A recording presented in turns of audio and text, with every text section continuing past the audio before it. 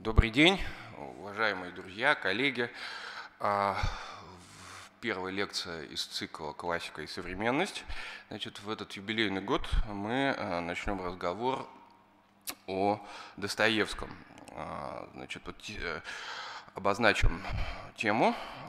Тема «Потенциальное множество миров смешного человека. Идея конца времени в художественном творчестве Достоевского». Презентацию будьте добры, пожалуйста. Тема обширная, мы не претендуем на ее исчерпывающее раскрытие, поэтому следующий слайд, пожалуйста, представим пункты нашей лекции. Следующий слайд не идет почему-то. Почему-то не идет презентация. Ну, сейчас мы попробуем запустить.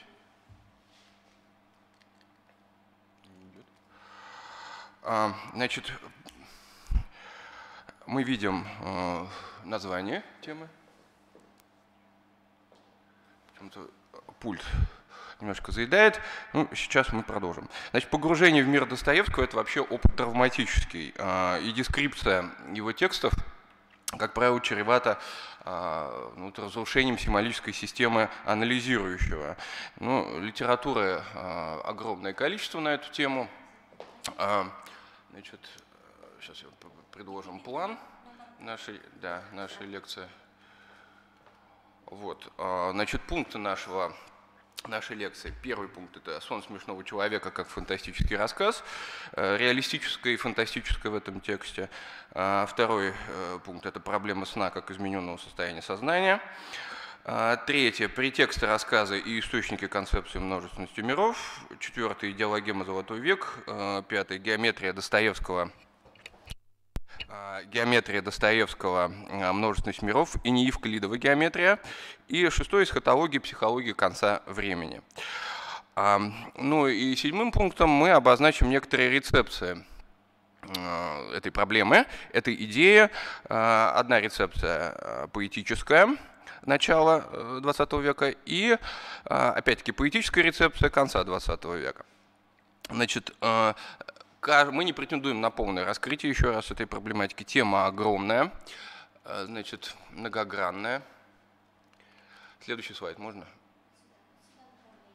Не идет почему-то у нас. Так, великое. Угу. Да, вот, значит, начнем с эпиграфа, предложим эпиграф. Виктор Шкловский в заметках о Достоевском написал следующее. «Глубоки были могилы, голоса обывателей, которых слушал и понимал Достоевский, но звезды, которые его вели, светят для всего человечества». Вот сегодня и поговорим о звездах и иных мирах в творчестве Достоевского. И здесь я хотел предложить другую важную мысль, выраженную Львом Николаевичем Толстым в письме к Страхову. Он говорит следующее. «Вы говорите, что Достоевский описывал себя в своих героях, воображая, что все люди такие. И что же, результат тот, что даже в этих исключительных лицах не только мы родственные ему люди, но и иностранцы узнают себя, свою душу». Вот в других мирах, в ином сознании, фигуры и портреты из подвальных и парадных галерей Достоевского, как правило, узнаваемы. Предложим еще одно утверждение. Альберт Эйнштейн полумифологическим образом, ну, во всяком случае нет окончательных достоверных подтверждений этих слов, утверждал, что Достоевский дал ему больше, чем любой мыслитель, больше, чем Гаусс, математик Гаусс. Этот тезис нам крайне любопытен. Давайте запомним эту формулировку и к концу нашей лекции попробуем объяснить, чем же вызвано это утверждение Эйнштейна. Так, вот мы видим портрет Достоевского, фотопортрет, и обратите внимание на черновик из записных книжек Достоевского, черновик рукописи его романа «Бесы».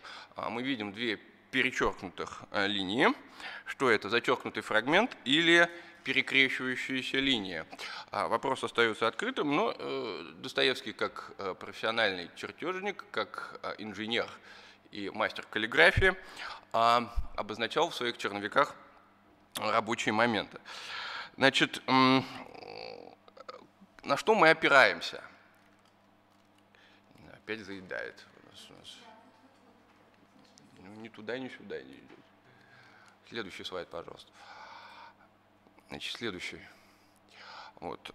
Ну, прежде всего, напомню, Великое Пятикнижие. Да? Значит, Великое Пятикнижие – это неофициальное название циклу из 5 самых масштабных романов Достоевского. Они были написаны, как известно, один за другим и представляют из себя своеобразный романный марафон.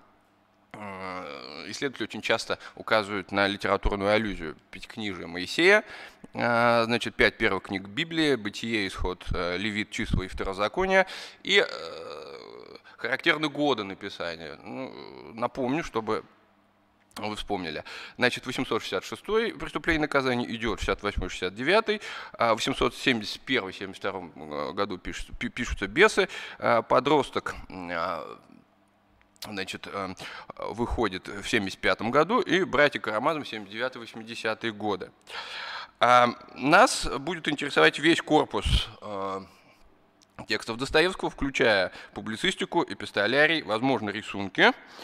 Тем не менее, лекция была названа в художественном творчестве. Да? Ну, вот первоначально я планировал ориентироваться только на художественные тексты, но в ходе работы над этой проблемой я выяснил невозможность не опираться на публицистику и эпистолярий. Интересует нас прежде всего рассказ «Сон смешного человека». Вот, значит, «Сон смешного человека». Он вышел в дневнике писателя в 1877 году, значит, в апрельском номере, и Достоевский дает подзаголовок «Фантастический рассказ». Этот фантастический рассказ – единственное произведение, художественное произведение в составе дневника писателя за 1877 год. Он занимает особое место в творчестве Достоевского. По выражению Бахтина, вот мы видим, значит, отрывки, скриншоты из мультфильма Алексея Константиновича Петрова «Сон смешного человека», который выполнен в жанре ожившая живопись. Значит, по выражению Бахтина, этот рассказ поражает предельным универсализмом и, значит, одновременной предельной сжатостью. Для него характерен художественно-философский лаконизм. Ну, Бахтин, вот так, секундочку, сейчас мы до него дойдем. Вот, значит, в проблемах творчества Достоевского очень точно обозначает, называет этот текст полной энциклопедией всех ведущих тем. Сейчас мы к Бахтину еще вернемся. Значит, с чего начинается? Да? Давайте вспомним фабульную канву этого произведения. Значит, текст начинается с самоопределения. «Я смешной человек». Для нас это важно. Подобная аттестация самого себя присутствует у Достоевского во многих текстах. Ну, в частности, мы можем вспомнить, значит, записки из подполья, где герой аттестует себя как больного человека. Я больной, и я злой человек. Возможно, у меня болит печень. Он говорит, у меня больная печень. Любопытно, что здесь тоже дается жанровый подзаголовок. Он называет записки, значит, другой рассказ, который выходит уже в 1973 году в журнале «Гражданин», это тоже такой вот первый опыт дневника писателя, рассказ «Бабок», это записки одного лица. И здесь герой называет себя робким человеком. Вот я робкий человек. Ну вот здесь, в частности, в «Бабке» весьма ощутимы традиции Гоголя, реалистические мотивировки, рубленый слог и вполне ощутимая традиция гоголевской монологической речи. Ну и рассказ «Кроткая», вышедший в дневнике писателя в 1976 году, в ноябре 1976 года, который он тоже называет фантастическим рассказом. И здесь уже героиня аттестуется, да, вот дается определение «кроткая». Ну вот таким вот образом, значит, «Сон смешного человека» является завершающим произведением некой фантастической триады.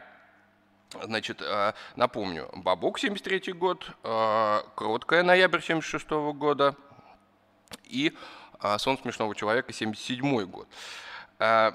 Значит, вот многие исследователи акцентируют внимание на вертикаль этих рассказов. Значит, первый рассказ «Бабок» — это подземный мир, это адовая плоскость, значит, «Кроткое» — это земное, ну и «Небесное», райское — это «Сон смешного человека». Очевидно, что не могло вот подобное выстраивание уйти из поля зрения исследователей, поэтому многие высказывали предположение, что Достоевский ориентируется на сюжеты древнерусской литературы и иконографии, да, вот ад, земля и, соответственно, рай. Ну, значит, вернемся к сюжету. Что из себя представляет сюжет этого рассказа? Напомню, что главный герой решает застрелиться из-за поселившейся в нем идеи. Говорит он следующим образом: может быть, потому что в душе моей нарастала страшная тоска по одному обстоятельству, которое уже бесконечно выше меня самого. Это постигшее меня убеждение в том, что на свете везде все равно. Я очень давно предчувствовал это, но полное убеждение явилось в последний год. Как-то вдруг я почувствовал, что мне все равно, было бы, существовал ли бы мир, и если бы нигде ничего не было. Я стал слышать и чувствовать всем существом моим, что ничего при мне не было. Сначала мне все казалось, что зато было многое прежде, но потом я догадался, что и прежде тоже ничего не было, а только почему-то казалось. Мало-помалу я убедился, что ничего никогда не будет. Вот эта идея «все равно», абсолютной отверженности, значит, абсолютного равнодушия к миру толкает героя на самоубийство. И сигнал ему подает звездочка. Вдруг я заметил в одном из этих пятен звездочку и стал пристально глядеть на нее. И вот эта звездочка дала мне мысль. Я положил в эту ночь убить себя. Ну, мы скажем, что эта звездочка потом ведет героя и к Золотому веку. Ну, пришив это, герой, значит, встречает девушку, которая просит помочь умирающей матери. Герой прогоняет, топает ногой и возвращается на свой 5-й этаж. Этот эпизод не дает ему покоя, выводит из себя, он начинает думать, почему ему не все равно. И, находясь вот в этом положении, значит, размышляя об этом, он засыпает. Значит, представлялось ясным, что если я человек и еще не нуль, и пока не обратился в нуль, то живу я следовательно, могу страдать, сердиться и ощущать стыд за свои поступки. Пусть, но ведь если я убью себя, например, через 2 часа, что мне девочка эта? И какое мне тогда дело и до стыда, и до всего на свете? Я обращусь в нуль абсолютный. Кстати говоря, вот этот нуль встречается у Достоевского в рассказе «Приговор» в 1976 году, в дневнике писателя, такая исповедь самоубийцы, где он себя таким вот образом аттестует. Значит, ну и вот в этом раздумье он засыпает. Во сне он видит мир, который внешне похож на Землю. В нем все идеально, нет зависти, ревности, воровства, все то, чем наделена наша Земля. И постепенно этот мир, значит, превращается в мир падший. Но об этом мы узнаем уже в конце, когда герой прямо говорит, что он развратил обитателей этого мира. Герой просыпается совсем другим человеком, с осознанием того, что он знает истину, что лучше в этом несовершенном мире стремиться к истине и сеять любовь. Значит, и отказывается от самоубийства. И, значит, рассказ заканчивается тем, что герой отправляется искать эту девочку, находит ее и Значит, в конце звучат два таких императивных предложения. И пойду. Значит, пойду и пойду, это значит, пойду проповедовать эту истину. Ну, вот обратимся к проблеме реалистического и фантастического в этом тексте. Значит, мы сказали, что рассказ «Кротко» имеет такой же подзаголовок, но в «Кроткой», значит, фантастична лишь избранная Достоевским форма повествования. А другое дело — фантастичность сна смешного человека, которая проникает в саму суть произведения. Эта фантастичность по Достоевскому примерно такого же рода, как высоко ценимых им, ну, в частности, «Пиковой даме» Пушкина, в петербургских повестях Гоголя, здесь стоит назвать еще «Русские ночи» Адоевского, и произведения Эдгара По и Гофмана. Ну, Гофману он отдавал предпочтение, как известно, в частности, записки кота Мура его очень интересовали. А вот рассказы Гофмана печатались на страницах журнала «Время», который издавал Достоевский, Федор Михайлович со своим братом Михаилом Михайловичем. Ну вот, в частности, рассказ Эдгара По «Черный кот» был опубликован в журнале «Время». Значит, в первом номере мы можем видеть его. Кстати говоря, в переводе с французского, а на французский этот рассказ перевел никто другой, как Шарль Бодлер.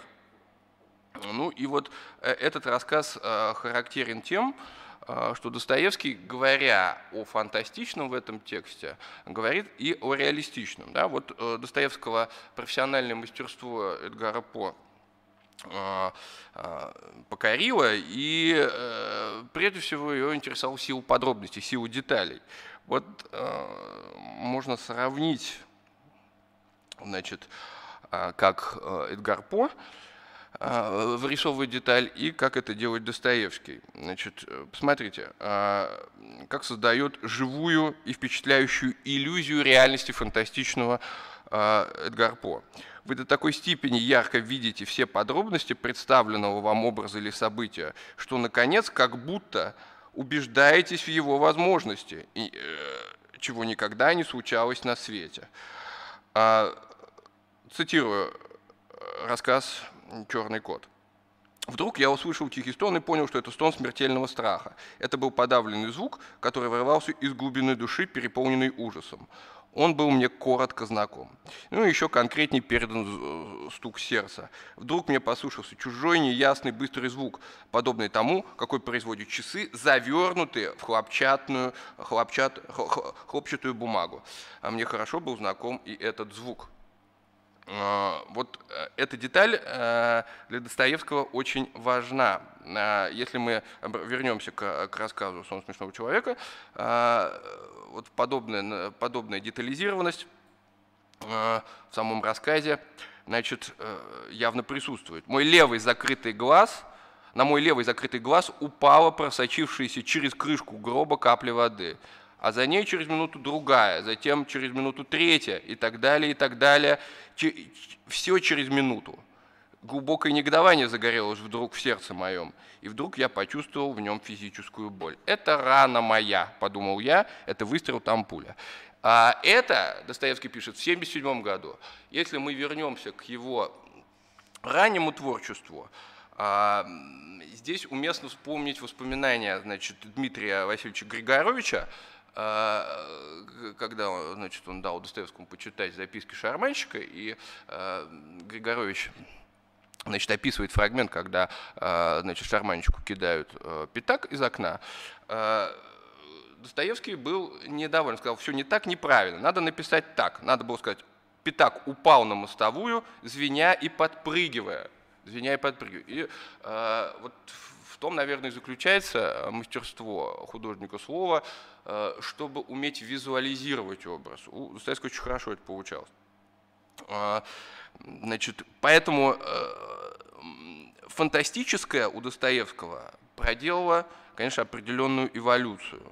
Да? То есть до 865 года мы говорим о том, что доминировала некая условная фантастика. Достоевский привлекала прежде всего сама поэтичность фантастики, свобода мысли и фантазия. Фантастическая – это поэтическая вольность. Нет границ между реальным и фантастическим. А уже в 1965 году происходит такой перелом своеобразный. Значит, Достоевский говорит о фантастическом в сознании человека. Значит, результат этих изменений – некая двойственность фантастического в поэтике Достоевского. Значит, внешне фантастическое, естественно, вследствие мотивировки, и фантастическое не противоречит здравому смыслу. Да, то есть всегда вот в этих формах неусловной фантастики у Достоевского имеется мотивировка. Да? То есть это либо сон, либо рассказ фантастический, или чтение фантастических текстов. В этом он, конечно, следует вот во многом гоголевской традиции. Кстати говоря, что вопреки расхожему утверждению, значит, о том, что реализм Достоевского фантастический реализм, ну вот можно возразить, да, вот сам Достоевский никогда не называл свой реализм фантастическим, потому что для него нет такой формы фантастического, как, например, вот галлюцинация. Вот его галлюцинация всегда мотивирована. Да? Это, он четко различает сон или явь в своих произведениях. Хотя для читателя зачастую проблематично их отделить. Ну, мы можем вспомнить черта Карамазова, да, встречу с чертом Ивана Карамазова. И здесь вот, значит, герой «Сна смешного человека», он абсолютно убежден, да, что вроде как это сон, но при этом в достоверность всего произошедшего с ним он абсолютно четко верит. И писатель каждый раз изображает как бы переход из одного состояния в другое. Но если не в начале эпизода, то в конце. Вот можно вспомнить в заметках о «Пиковой даме» Пушкина. Значит, Достоевский оставляет такой отзыв. «Фантастическое должно до того соприкасаться с реальным, что вы должны почти поверить ему». Вот, собственно, задача, которую ставит перед собой Достоевский. Надо сказать, что вот подобную реалистичность современники далеко не все принимали. В частности, Тургенев Иван Сергеевич не принимал не только, значит, психологизм Достоевского, да, он его совершенно отвергал, но и реализм. Ну вот, в частности, можно вспомнить воспоминания сына Толстого, Сергея Львовича Толстого. Значит, он, значит, указывает на такой момент. Он цитирует Тургенева и говорит, что Тургенев выделил у Достоевского так называемое общее место. Что такое общее место? Знаете, что такое общее место? Это когда человек, обратное общее место, да? Обратное общее место. Когда человек влюблен, у него бьется сердце. Он сердится, он краснеет. Это все общие места. У Достоевского все делается наоборот. Человек встретил льва, что он делает? Он, естественно, побледнеет и постарается убежать или скрыться. Во всяком случае, там, в любом простейшем рассказе или романе там, Жюля Верна так и произойдет. У Достоевского все произойдет наоборот. Человек покраснел и остался на месте. Это будет обратное общее место. Ну и затем у Достоевского через каждые две страницы герои в бреду, в выступлении, в лихорадке. И Тургенев восклицает, что такого не бывает, это нереалистично, этого не бывает. Вот таким образом мы видим, что реализм Достоевского весьма выбивается из вот той парадигмы реализма, который сложился ну, к 60-м, 70-м годам XIX века. Ну, значит, следующая проблема, о которой мы поговорим, это проблема сна как измененного состояния сознания. Так, у меня слайд почему-то не переключается опять. Да, вот, значит, дневник писателя. Так, проблема сна. Значит, осмысляя категорию фантастического, следует обратиться к проблеме сна. Значит, сон у Достоевского – это как мы уже сказали, форма фантастического кошмара Раскольникова, спившегося фельетониста из рассказа «Бабок», смешной человек, значит, Алеша и Митя у братьев Карамазовых. Не всякий сон у Достоевского фантастический. Есть сны, которые вполне себе только с нами остаются.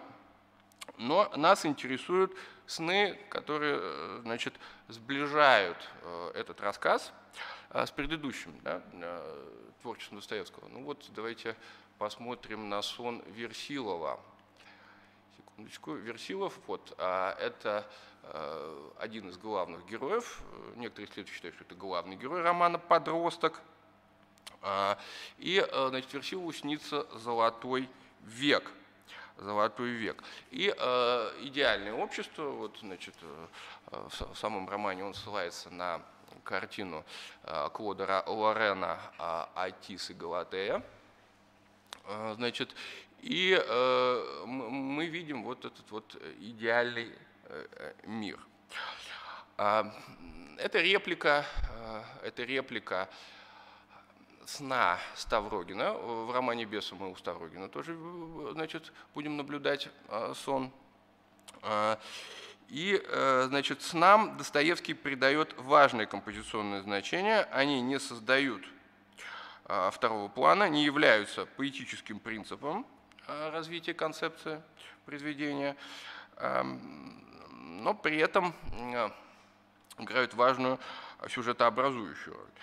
Значит, вот подобного же рода двусмысленность, два пласта, да, реальный и фантастический, без обозначения четких границ, присутствует в рассказе «Сон смешного человека». Сон рождается самой природой самоубийцы-прогрессиста, сам он себя так называет, я петербургский, гнусный петербуржец, современный прогрессист.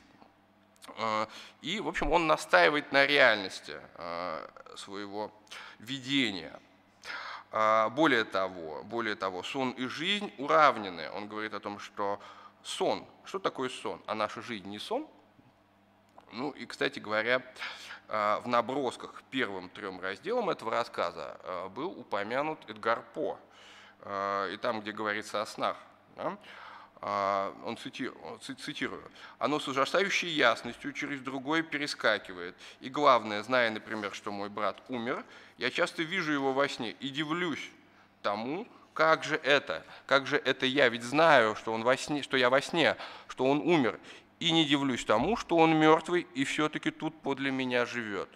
И рядом от Достоевского в записях стоит пометка «У Эдгара По». В «Сне смешного человека» прямая реплика, да, на эту мысль. «Я заснул совершенно мне неприметно. Сны, как известно, чрезвычайно странная вещь. Одно представляется с ужасающей ясностью, с ювелирски мелочной отделкой подробностей, а через другой перескакиваешь, как бы не замечая вовсе, например, через пространство и время. Сны, кажется, стремит не рассудок, а желание, не голова, а сердце. А между тем, какие хитрейшие вещи проделывает иногда мой рассудок во сне». Ну и вот, значит, герой, пересекая пространство и время, прибывает на эту звезду.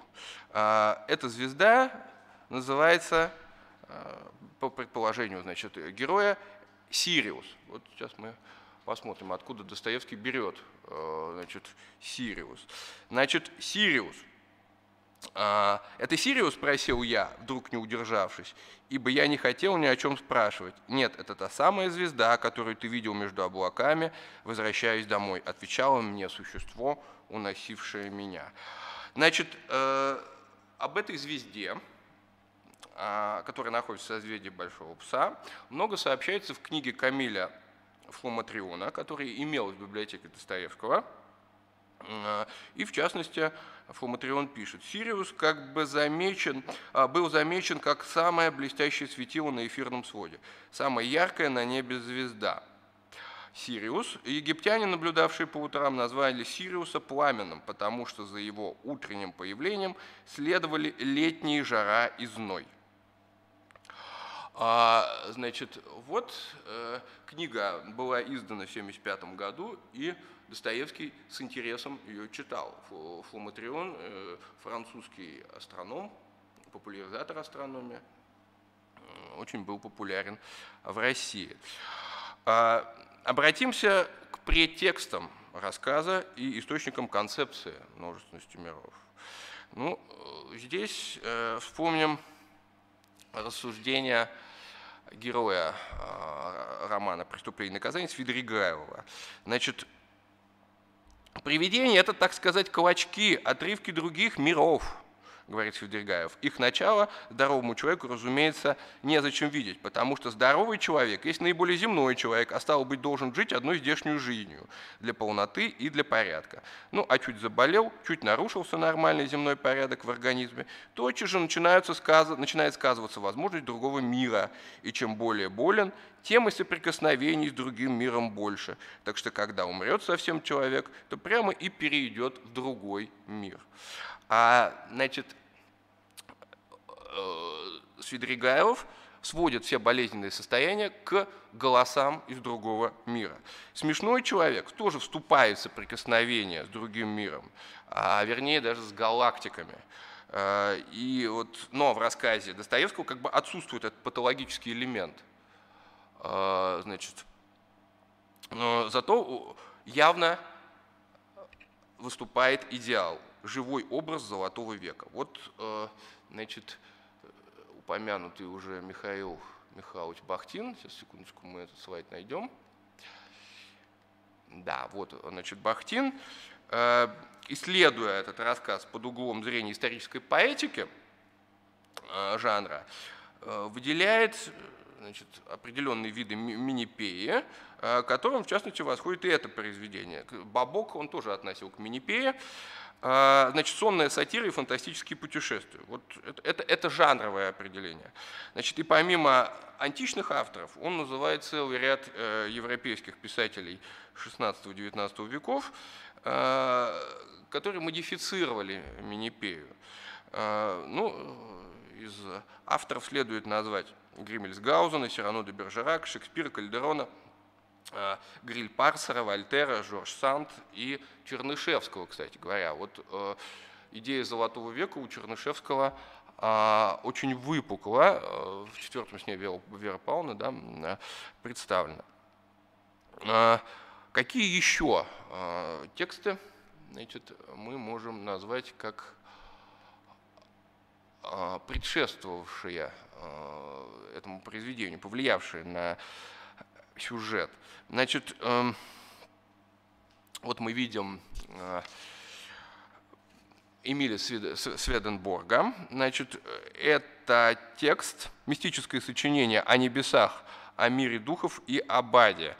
Значит, известно, что произведение было подарено писателю-переводчиком Аксаковым, и Достоевский с интересом его изучал.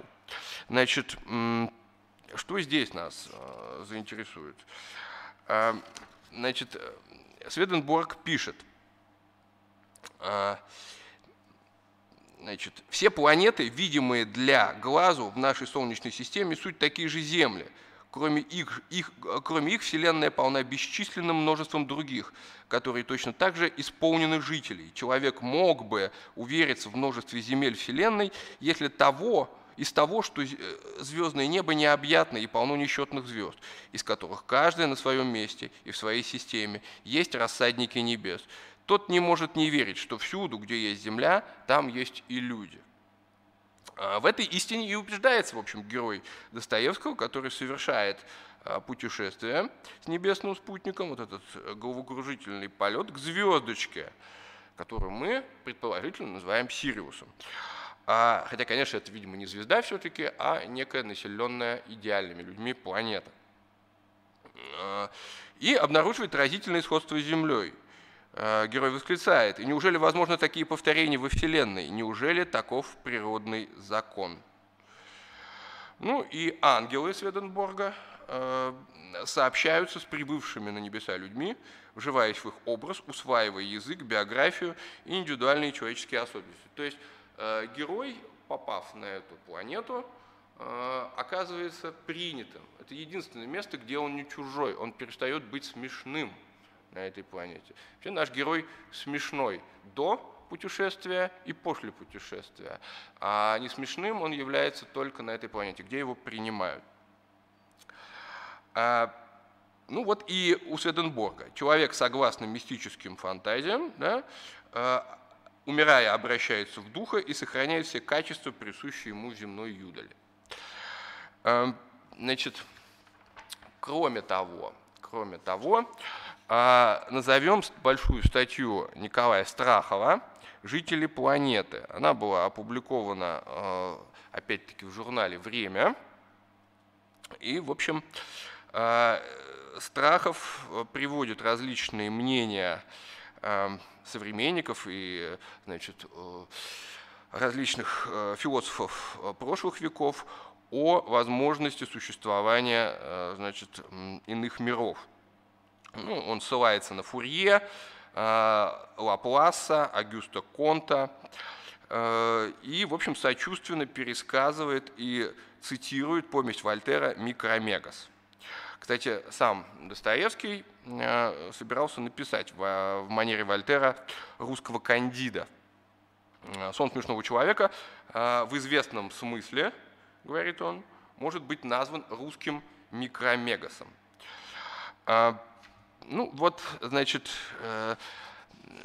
со Страховым у Достоевского были отношения очень сложные, и к самой этой статье он отнесся, конечно, неоднозначно, потому что Страхов, значит, во многом критично, да, иронически снисходительно относится к утопиям и к утопистам, что для Достоевского не было приемлемым, кстати говоря. Вот эта идея идеального мира, идея золотого века, к которой мы сейчас обратимся, для Достоевского была краеугольной.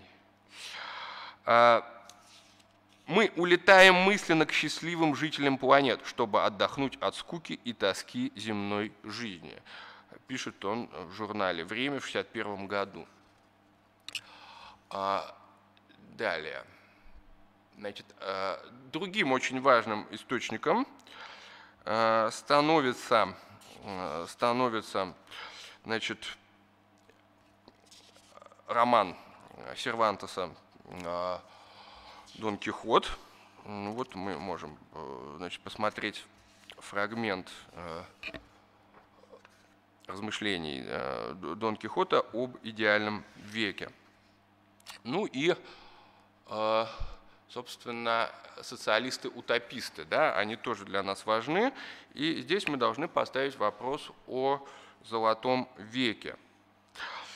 Значит, рассказ «Сон смешного человека» – это кульминация развития центрального мотива Достоевского – идеи золотого века.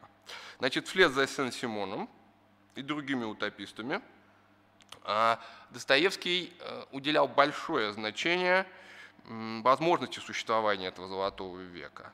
Значит, ну вот мы видим на слайде знаменитый эпиграф, предпосланный Сен-Симоном в своей работе «Рассуждения литературные, философские и промышленные».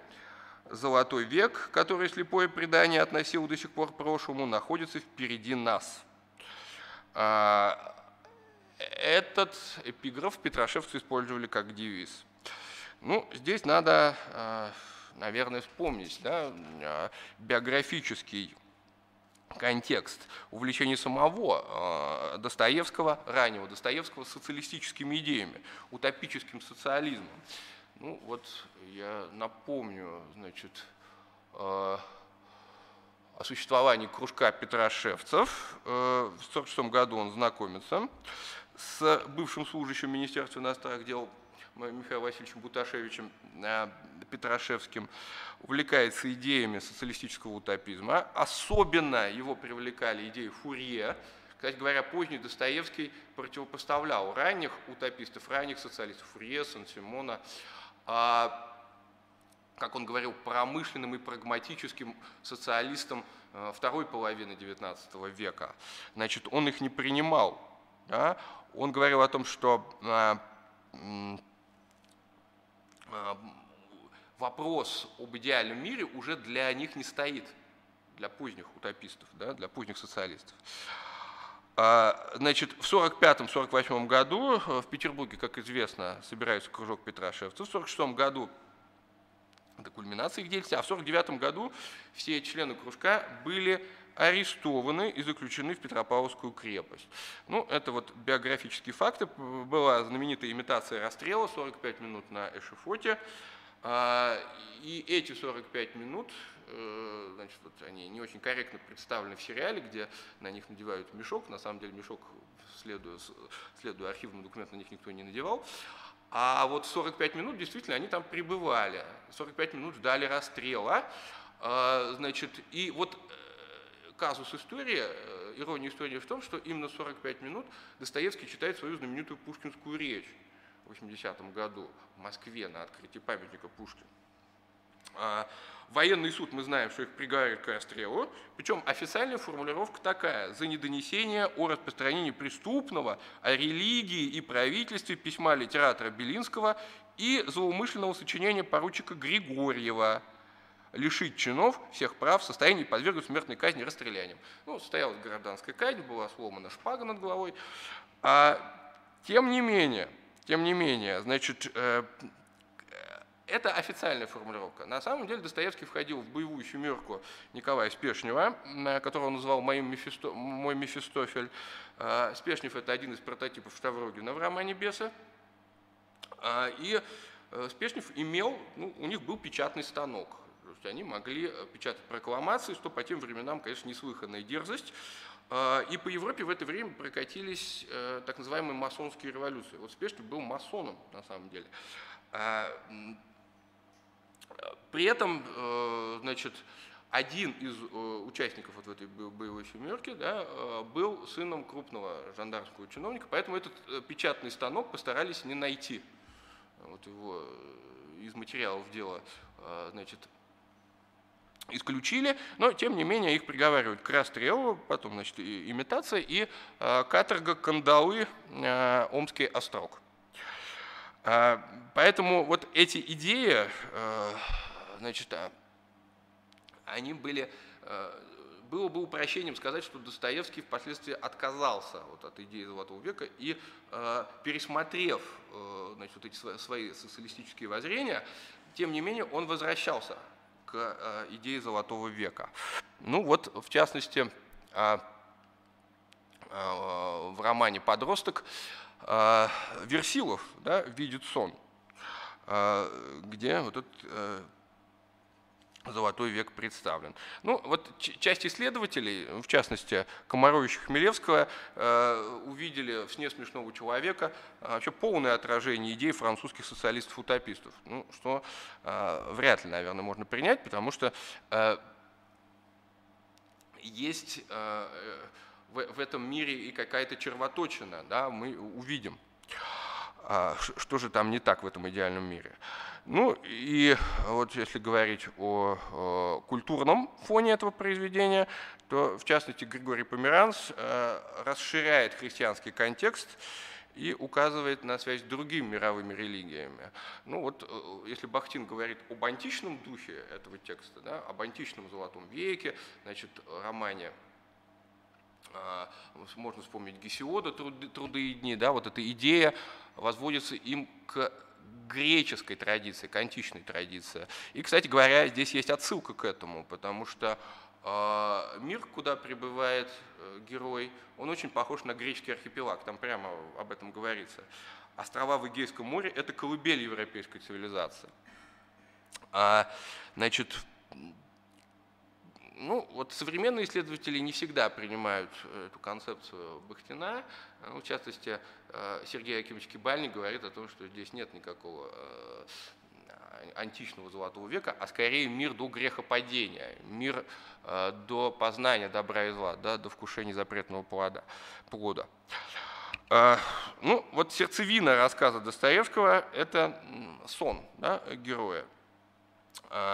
Значит, и счастливая планета до грехопадения, и изобретение науки, что очень важно, да, идеализированное прошлое Земли.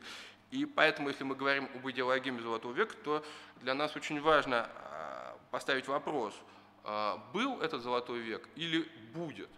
Вот незадолго до значит, завершения работы в журнале «Время» публикуется любопытный текст, утопическое произведение Михайлова, да, вот, до начала мира. Это такая утопия идеального мира до появления разумного человечества.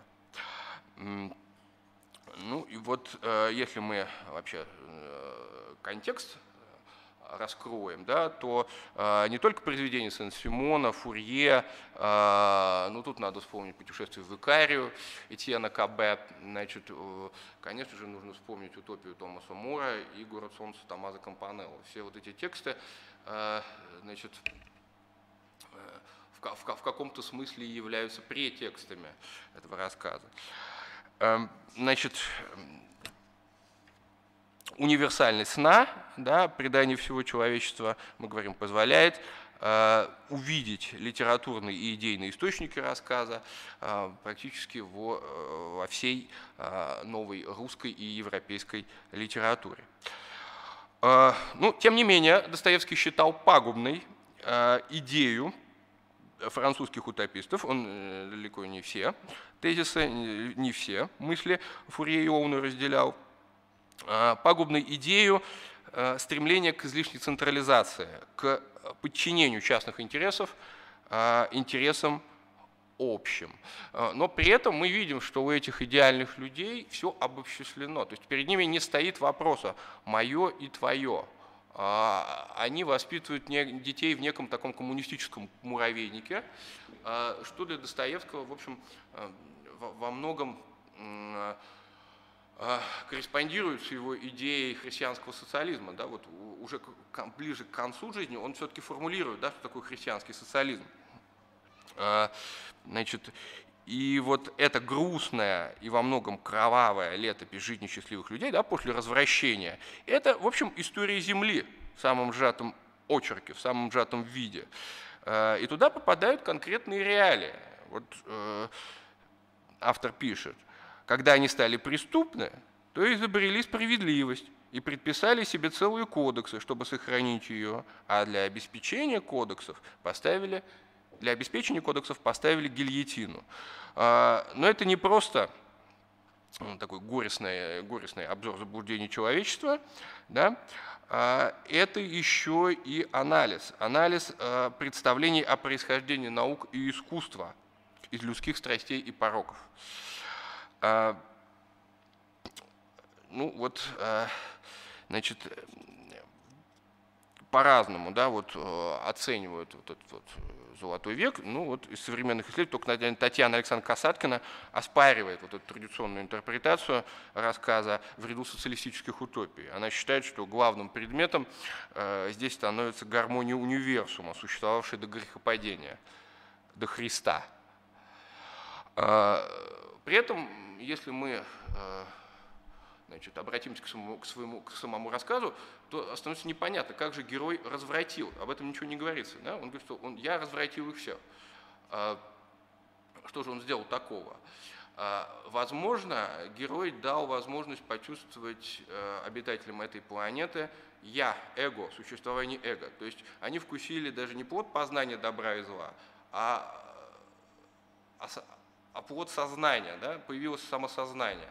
Значит, и после этого появляется представление о грехе и представление о науке, появляется научное знание. То появилось научное знание, необходимо совершить грех. Ну вот этот смешной человек во многом объявляет войну позитивистским принципам научной переделки мира. Значит, кстати говоря, аналогичной была и позиция самого Достоевского, который полемизировал в дневнике писателя в 1976 году с революционерами-демократами, в частности, с позитивистски настроенными. Он говорил, что люди вокруг увидели бы, что в жизни нет более свободы духа, нет воли и личности, что кто-то у них все разом украл. Настанет скука и тоска. Все сделано, и ничего более делать. Все известно, и ничего более узнавать. Самоубийцы явятся толпами, а не так, как теперь по углам. Люди будут сходиться массами, схватываясь за руки и истребляя себя и все вокруг. Тысячами новых способов, открытыми им вместе со всеми открытиями. Любопытно, что вот эти страницы Достоевского, когда он об этом пишет, они корреспондируют с апокалиптической фантазией князя Адоевского. Владимир Федорович Адоевский в рассказе «Последнее самоубийство», который он назвал антимальтузианский памфлет.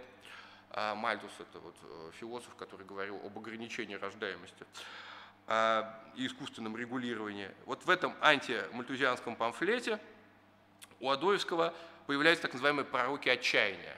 Эти пророки философски обосновывают логичность и необходимость для человечества всеобщего самоубийства. Там страшная мысль звучит. Куда еще скрыться от жизни? Мы приступили за пределы самого невыразимого. Чего еще ждать? Мы исполнили, наконец, все мечты в ожидании мудрецов, нас предшествовавших. И вот в этом рассказе значит, люди берутся за руки, и все кончают с собой. Страшная мысль. С точки зрения Достоевского, логика позитивистов должна привести именно к этому.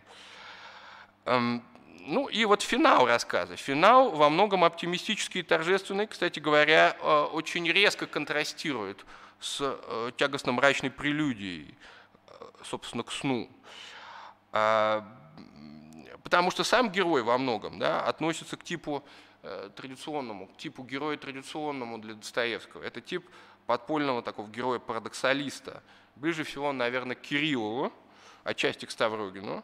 В романе «Подросток» был такой персонаж Крафт, который кончает с собой. Ну и вот к самоубийце от скуки, разумеется, материалисту, как пишет Достоевский, из рассказа «Приговор», который истребляет себя, так как не может быть счастлив под условием грозящего завтра нуля. И вот этот нуль появляется и в рассказе «Сон смешного человека». Теперь обратимся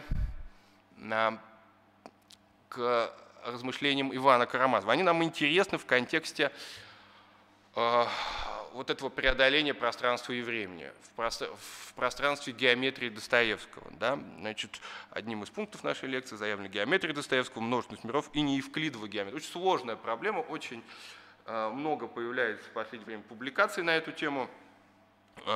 Безусловно, интересно. Вот Иван заявляет, да? И вот, однако, надо отметить, если Бог есть, и если Он действительно создал Землю, то, как нам совершенно известно, создал Он ее по евклидовой геометрии. Интересно, у Достоевского не Евклид, а Эвклид. Вот только у Достоевского встречать такое написание. Эвклидовая геометрия. А ум человеческий с понятием лишь о 3 измерениях пространства. Между тем, находились и находятся даже и теперь геометры и философы, даже из замечательнейших, которые сомневаются в том, что вся Вселенная или еще обширнее все бытие было создано лишь по евклидовой геометрии. Осмеливаются даже мечтать, что 2 параллельных линии, которые по Евклиду ни за что не могут сойтись на Земле, может быть, и сошлись бы где-нибудь в бесконечности. Ну, смотрите, это, значит, 79-80 год, да? А что мы здесь? Мы буквально обращаемся, Достоевский буквально обращается к геометрии Лобачевского. Хотя, конечно, абсолютно парадоксальное умозаключение о том, что параллельные линии пересекаются. Да? Параллельные в принципе не могут пересекаться. Конечно, здесь Достоевский совершает фактическую ошибку. Но значит, нам не важно, да, насколько он точно излагает саму концепцию, значит, Лобачевского, а важна сама система, система аксиом, из которой исходит Иван Карамазов. Да? Вот эта вот математическая истина, которую он хочет доказать. Дело в том, что к этому времени, во второй половине XIX века, авторитет математики был очень высок. И, в частности, Достоевский в известном письме к Фанвизиной говорит о том, что если бы математически было доказано, что истина вне Христа, то я бы предпочел остаться с Христом. говорит Достоевский. Поэтому для Достоевского математическое доказательство, в общем, было истинной во многом последней инстанцией. Почему? Потому что он сам, человек с высшим инженерным образованием, он понимал, да, аппарат математики, он понимал систему умозаключений и, в общем, надо полагать, имел доступ к книгам математическим и, вот по мнению исследователя Евгения Ивановны Кийко, основным источником сведений о неевклидовой геометрии для писателя была статья Германа Гельмгольца о происхождении и значении геометрических аксиом. Сейчас я попробую показать. Вот Гельмгольц и, собственно, статья. Да, она была опубликована в журнале «Знания» в переводе на русский язык. Гельмгольц давал лекции в России, значит, в Гейдельберге, читал лекции. Ковалевская, кстати, там присутствовала, и с Ковалевской Достоевский был знаком. Среди других слушателей был Дмитрий Иванович Менделеев. И Гельмгольц подчеркивает свою сосредоточенность на обсуждении философского значения новейших изысканий в области геометрических аксиом, а также перспективу создания аналитическим путем новых систем геометрии с иными аксиомами, чем у Евклида. Для нас важно, что возможно существование некой другой аксиоматики. Значит, идею о том, что математика – самая точная наука, нам предложил Кант. Его, как известно, опроверг Гегель, сказав, что алгебра самая неточная наука, поскольку здесь даются неопределимые. Да? Значит, мы работаем с трансцендентальными аксиомами, да, недоказуемыми понятиями. Значит, и вот значит, к второй половине XIX века идея Лобачевского, значит, напомню, что Лобачевский был профессором Казанского университета, и одновременно, значит, немного раньше Лобачевский сформулировал эту идею венгерским математиком Янушем Бои, значит, свидетельствовали о том, что вот можно, значит, аксиому Лобачевского тоже зафиксировать, значит, что через, значит, точку, да, не лежащую на прямой, можно привести бесконечное количество параллельных линий. Кстати говоря, что интересно, у Лобачевский в своей работе о начале геометрии, оценивая отклонение, значит, суммы углов от 180 градусов в треугольнике, да, что влечет, да, неизбежно вот к новой аксиоме, к созданию новой аксиомы, значит, создает такой вот мыслительный эксперимент, где на одной, значит, вершине Сириус и две точки земной орбиты. И вот в этих экспериментах отклонения от евклидовой суммы от 180 градусов оказались меньше, чем погрешность измерения. То есть масштаб слишком мал. Но Лобачевский ставит вопрос о глубоком различии между геометрией как логической структурой и геометрией как отражением физической реальности. Это очень важно. И он формулирует очень важную мысль. Новая геометрия, основания которой уже здесь положены, если и не существует в природе, то тем не менее может существовать в нашем воображении. И оставаясь без употребления для измерений, на самом деле открывает новое обширное поле для взаимных, значит, применений геометрии и аналитики. Вот таким образом пятый постулат Евклида, значит, опровергается, и для Достоевского это очень важно, да, вот возможность существования неких параллельных систем, параллельных миров. Значит, другой, так, секунду, вот Риман. Значит, обратимся к Риману. Да, вот очень часто говорят о том, что Достоевский путал, да, теорию Лобачевского и Римана. Да. Геометрия Римана предполагает, что, значит, то, что здесь и сейчас, если не существует в природе, да, ну вот геометрия Римана предполагает наличие некоторых вложенных, да, пространств, многомерных пространств. По мнению вот норвежского слависта Фабиана Хефермеля, значит, Достоевский с идеей бесконечности пространства у Достоевского смыкалась с идеей вечности. И его можно считать одним из первых мыслителей, который выстраивает модель многослойного пространственно-временного континуума. Ну, вот здесь можно обратиться к идее Луковички, которую в романе «Братья Карамазовых» формулирует Грушенька. Вот вложенные плоскости одна в другую. Значит, телесно-биологическая, ну, значит, скажем так, телесно-биологически составляя часть живой природы Земли своим личным духовным «я», человек пребывает в пространстве, где отсутствует категория времени. Христианская доктрина о бессмертии души и физико-геометрическая концепция Римана таким образом как бы смыкаются воедино у Достоевского.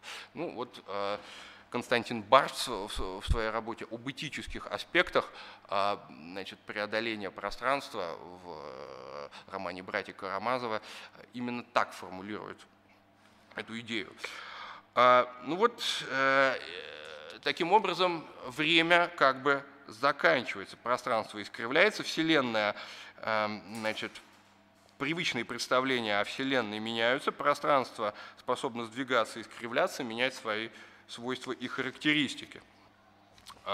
И здесь нам надо обратиться вот к идее конца времени. Значит, конец времени, об этом мы можем прочитать в Откровении Иоанна Богослова.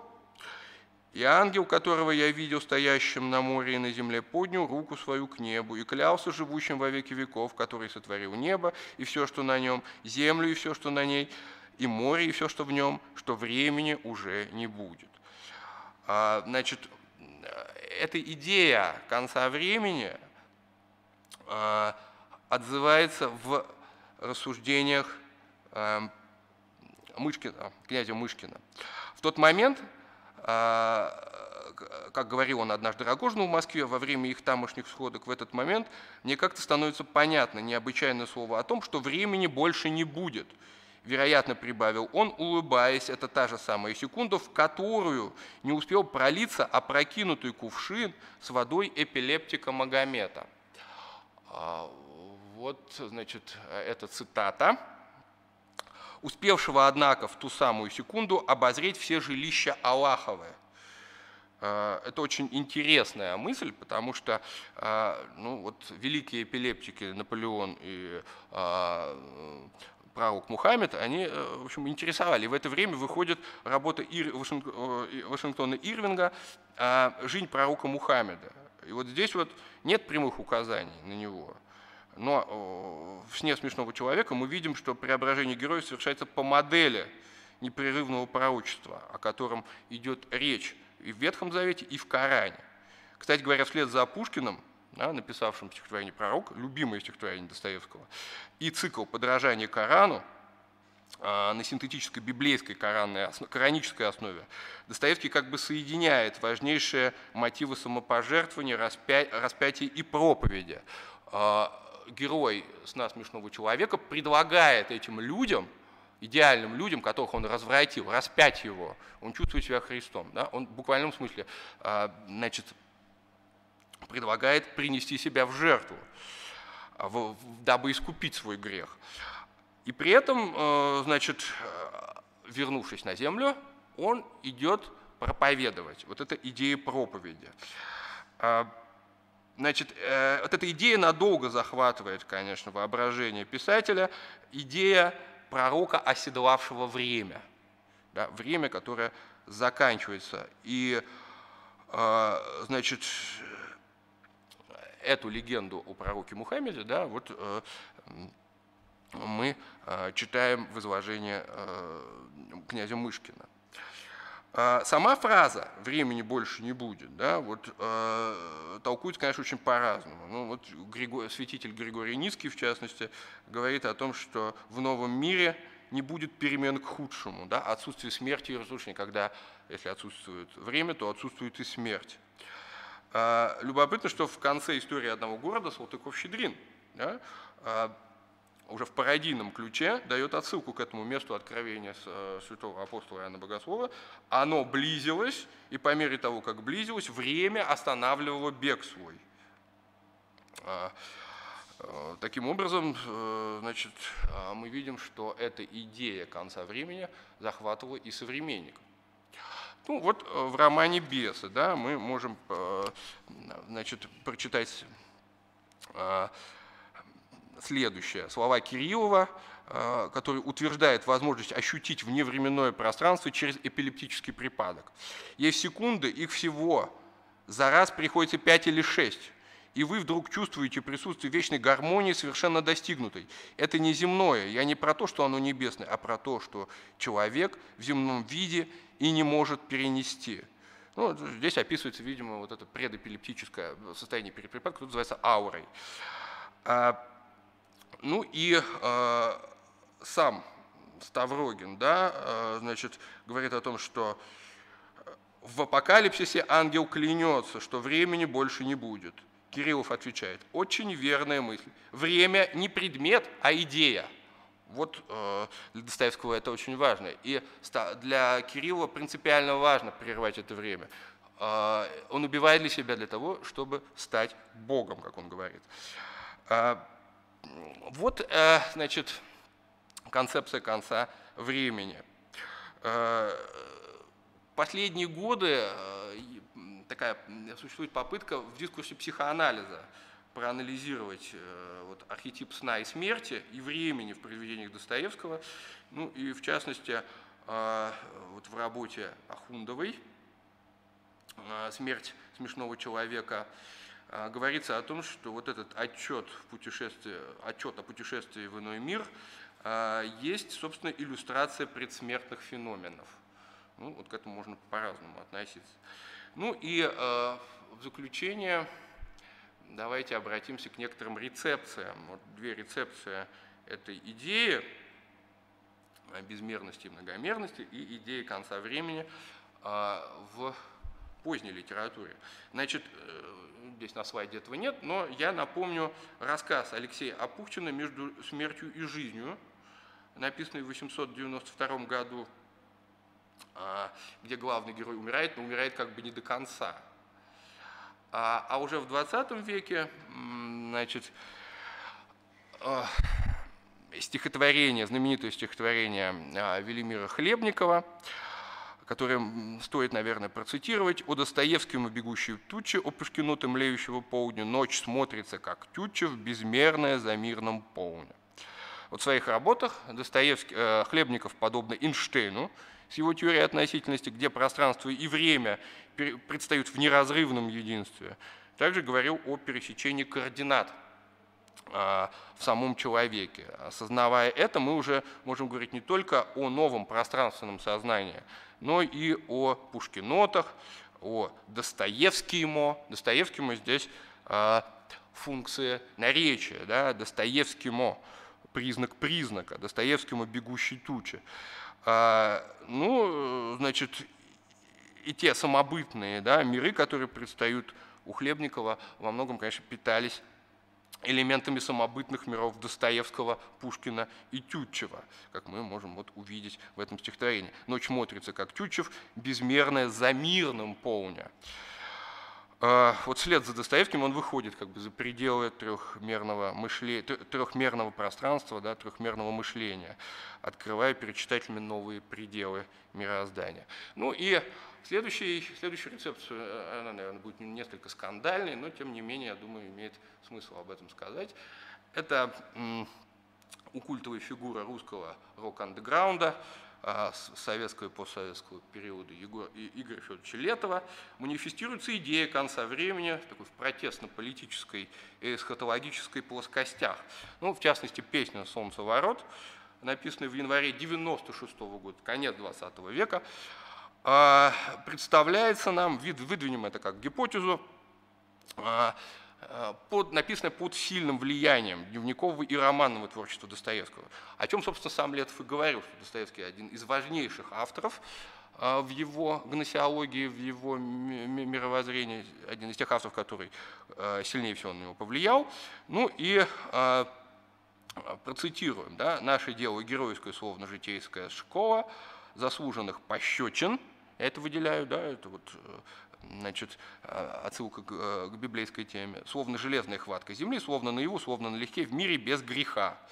Ливнем косым постучаться в нашу дверь, гневные весны, веселые войска. Однажды только, поверь, маятник качнется в правильную сторону, и времени больше не будет». Вот эта финальная строка резюмирует следствие торжества мира без греха. В мире без греха время отменяется. Кстати говоря, значит, если мы говорим о Летове, то философской песни о пуле он буквально цитирует этот рассказ, несколько переиначивая. Говорит он так: «Гуманизм породил геноцид, правосудие дало трибунал, отклонения создали закон, что мы сеем, то и пожинаем». Сравним. Началась борьба за разъединение и обособление, они стали говорить на разных языках, они знали скорбь, полюбили скорбь. Да? Пришли кодексы, а за кодексом пришла гильотина. Значит, но когда они стали преступны, то изобрели справедливость и предписали себе целые кодексы, чтобы сохранить ее, а для обеспечения кодексов поставили гильотину. Ну, эта гипотеза требует, конечно, дополнительного изучения и развернутой аргументации. Оставим ее на перспективу. Ну и чтобы завершить, вот я хотел бы продемонстрировать памятник скульптора Меркурьева, который тоже говорил о выходе, да, за трехмерность. Памятник стоит около Мариинской больницы в Москве, где вот находится музей-квартира Достоевского. Изначально он планировал делать такую вот триаду, да, значит, мысль и памятник Толстому еще должен был входить вот в эту трилогию своеобразную. Ну, чтобы поближе ознакомиться с этой проблематикой, вот я предлагаю литературу, материалы, источники и соответствующий научный аппарат. Спасибо. Наверное, все. Мы презентацию заканчиваем. Вот, если есть вопросы, давайте мы обсудим.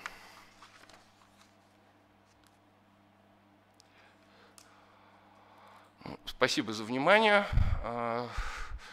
Я думаю, что эта тема вас